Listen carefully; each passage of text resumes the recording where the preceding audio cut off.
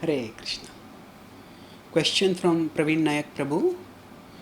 It is said in NOD that for Ekadashi the basic principle is not just to fast, but to increase our love for Krishna.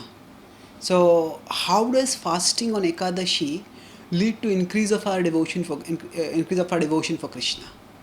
Answer: various ways. First of all, Ekadashi is itself a day which is sacred, which is special for Krishna. Krishna has arranged that day is a day of special mercy for his devotees.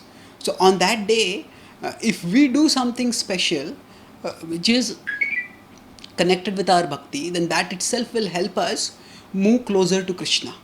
So there are times in the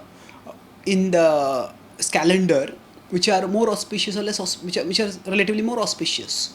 So just as Janmashtami is a day when the whole day becomes special, similarly Ekadashi is also a fortnightly day that is special. So that's why on that day, if we minimize our bodily activities and maximize our devotional activities, then that is an immense help in moving closer to Krishna. Now, going further, if we look at the principle of Ekadashi, as it is said, we fast not to torment the body, we fast to transcend the body. That means that we fast so that we can minimize the needs of the body, because preparing food, thinking about food, then eating food, then maybe resting after eating food, all this takes time. It takes time, mental energy, and all that time and mental energy can be saved if we just make a resolve, I will fast. Fasting of course can be at different levels, and that can be done according to our individual capacity, physical as well as psychological. And if we are feeling very very tormented by fasting, then we may not fast fully, we can take some level of food, and at the other time we can focus on Krishna. But the point is, when we fast, we feel a certain level of discomfort, a certain level of craving, not necessarily craving in a negative sense, but it is just a biological need. We feel a sense of need or craving, whichever way we want to look at it. But if we can absorb ourselves in Krishna, then we can transcend that bodily need. So, if we have decided to fast and then the body's urge for food starts tormenting us, then now we cannot just live constantly tormented. We want to do something to avoid the torment. Suppose we sit down on a chair and that chair somebody has put all thorns on it. Then what do? We don't just sit on that chair of thorns. We immediately get up and try to go somewhere else. So when we get some painful stimuli, we try to move away from that painful stimuli. That's a natural human reflex action. So in the case of Ekadashi, when we are fasting, now the normal reflex action whenever we feel hungry is that take food. But on the days of Ekadashi, when we fast, instead of this normal reflex action of when we feel the pangs of hunger, eat, instead we try to absorb ourselves in Krishna. So by calling out to Krishna, by seeking shelter in Krishna, by immersing our consciousness in Krishna, we show Krishna, so much is my longing for food, but so much more is my longing for you, O Krishna. That more than food and more than water, if we are fasting Nirjal. So the point is that same power of desire which is normally directed towards food, we try to redirect it towards Krishna. And the more we can absorb ourselves in Krishna, the more we can transcend the craving, the need, the torment caused by the lack of food, and thus we can realize the reality of the shelter that comes by absorption in Krishna.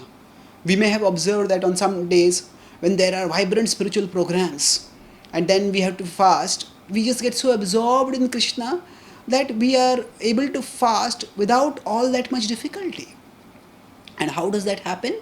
That happens because we have got a higher taste. Niraharasya dehina param drishtva nivartate. As Krishna says in 2.59, that he's talking of course about sense objects, but that principle applies here also, that when there's niraharasya, when there is no ahar, then we feel Vishaya Nivartate Niraharasya Dehina. Rasavarjam Rasopyasya. Although you can give the rasa, but still the desire is there.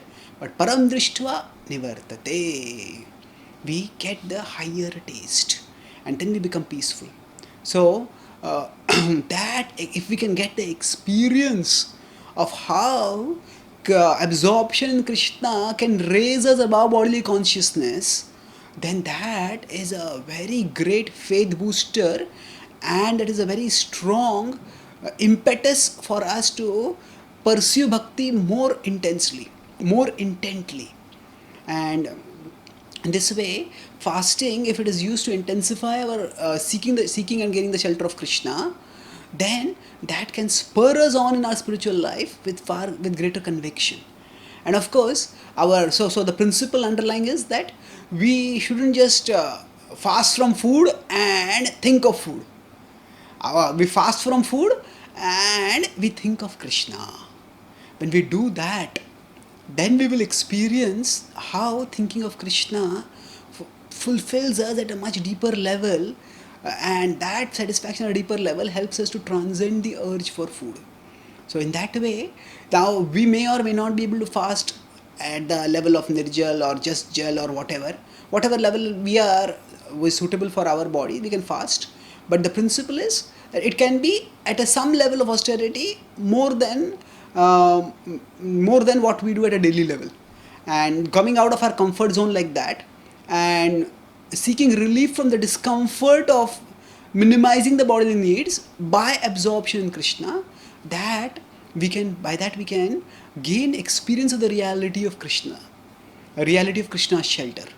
And so when we absorb ourselves in Krishna by chanting, by hearing, by studying, by praying, by worshipping, by serving in various ways, then that contact with Krishna also purifies us, and that also helps us to move closer to Krishna and to nourish our Krishna bhakti. So at multiple levels, I just talked about 3 levels over here. First is that because Ekadashi is a holy day, special day, we get mercy of Krishna on that day when we do some special activities involving minimization of our bodily needs and maximizing our devotional activities. And when we subject ourselves to voluntary discomfort, thus forcing ourselves out of the comfort zone, and then absorb ourselves in Krishna, and thus transcend the discomfort, then we gain realization of the reality of Krishna's shelter and the fulfillment therein. And that is a great boost for our spiritual advancement. That definitely helps us to intensify our bhakti and increase our love for Krishna. And thirdly, because we are connecting with Krishna, because we are practicing bhakti intensely, so that contact with Krishna itself is something which inspires us, which nourishes our bhakti, increases our love for Krishna. So as devotees, our focus is not on fasting from food, our focus is on feasting on Krishna, feasting on the various manifestations of Krishna as they are manifested in the holy name, as the deities, as the scripture, as the various kinds of absorbing Krishna conscious activities. Thank you. Hare Krishna.